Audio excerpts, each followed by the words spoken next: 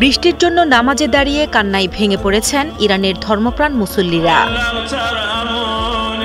পানির অভাবে পরিস্থিতি এতটাই ভয়াবহ যে গত শুক্রবার ইরানের রাজধানী তেহরানে সালে মাজারে হাজার হাজার ধর্মপ্রাণ মুসল্লি বৃষ্টির জন্য বিশেষ নামাজ আদায় করেছেন। আল্লাহর রহমতের বৃষ্টির কামনায় অনেকেই কেঁদে ফেলেন।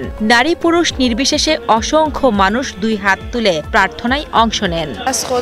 আমরা এখানে আল্লাহর কাছে প্রার্থনা করতে এসেছি যেন তিনি আমাদের তার অনুগ্রহ ও করুণা দান করেন এবং আমরা যেন এই কঠিন পরিস্থিতি কাটিয়ে উঠতে সক্ষম হই। এই সংকট শুধু প্রার্থনায় সীমাবদ্ধ নয়, তীব্র দাবদাহ আর দীর্ঘ খরায় সাধারণ মানুষের জীবন দুর্বিষহ হয়ে উঠেছে। মাজারের ভেতরে পানির কলেও পানি পড়ছে খুব সরু ধারায়। অনেক বাসিন্দাকে প্লাস্টিকের ক্যানিস্টার ও বোতলে অল্প পানি ভরে বাড়িতে যেতে দেখা গেছে।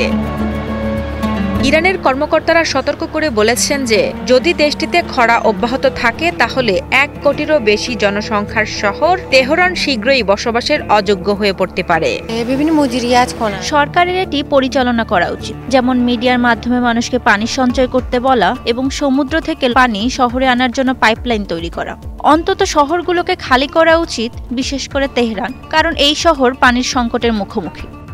ইরানের প্রেসিডেন্ট মাসুদ পেজেশকিয়ান জানিয়েছেন, ডিসেম্বরের মধ্যে পর্যাপ্ত বৃষ্টি না হলে তেহরানে পানি রেশনিং ব্যবস্থা চালু করা ছাড়া সরকারের আর কোনো পথ থাকবে না।